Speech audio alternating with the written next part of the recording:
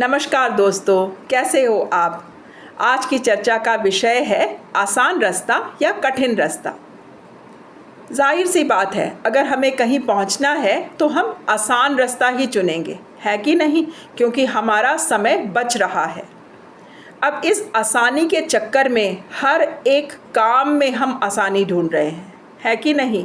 अगर कहीं पहुंच रहे हैं, हमारा काम जल्दी जल्दी होना है, तो हम सबसे आसान तरीका ढूंढते हैं अपना काम ख़त्म करने के लिए।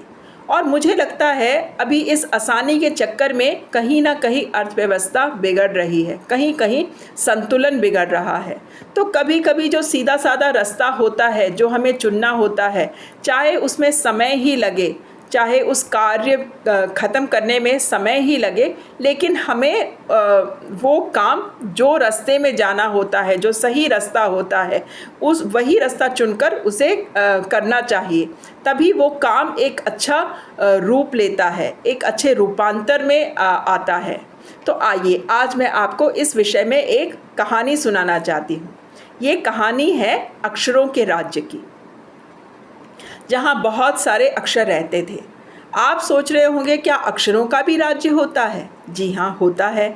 जब अक्षर मिलते हैं तो शब्द बनते हैं, जब शब्द मिलते हैं तो वाक्य बनते हैं, और जब ये वाक्य मिलते हैं तो कहानियाँ बनती हैं, और कहानियों से किताब बनते हैं। और हर एक किताब का एक अच्छा उद्देश्य ही होता है, ऐसा मुझे लगता है।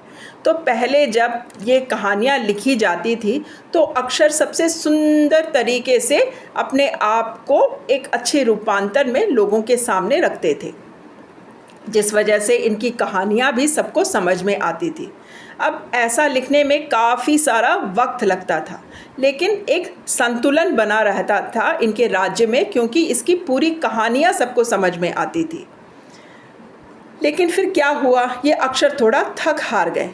कौन इतना समय लगाएगा एक कहानी लिखने में, चलिए कुछ आसान रास्ता चुनते हैं। तो क्या हुआ, ये सब ऐसे तैसे अपने आप को काम निपटाने के लिए लिखने लगे। तो जब ये ऐसे लिखे गए, किसी को भी इसका उद्देश्य या इसका मतलब समझ ही नहीं आ रहा था। इस वजह से ये कहानियाँ ना बेकार हो रही थी, क्योंकि कोई पढ़ ही नहीं पा रहा था कि ये क्या है, इसका उद्देश्य क्या है, ये क्या बताना चाह रहे हैं अपने कहानियों के द्वारा। तो ऐसी कहानियों में किसी को भी दिलचस्पी नहीं थी, और कहीं ना कहीं इनके राज्य का संतुलन पूरी तरह से बिगड़ रहा था। ये आसानी का रास्ता जो इन्होंने चुना था वो उतना ठीक नहीं था।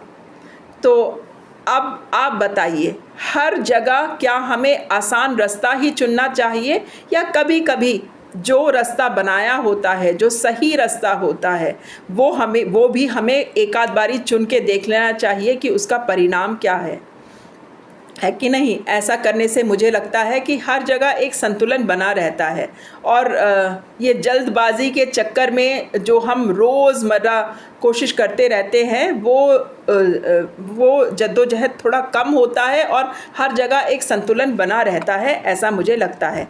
आपके क्या विचार हैं, और क्या आप इस कहानी को एक नया रूपांतर देना चाहेंगे? ये भी मुझे कमेंट सेक्शन में ज़रूर लिख के बताइएगा। इतना सब सुनने के लिए बहुत बहुत धन्यवाद, और आपका आज का दिन शुभ हो, ऐसा मैं आशा करती हूँ।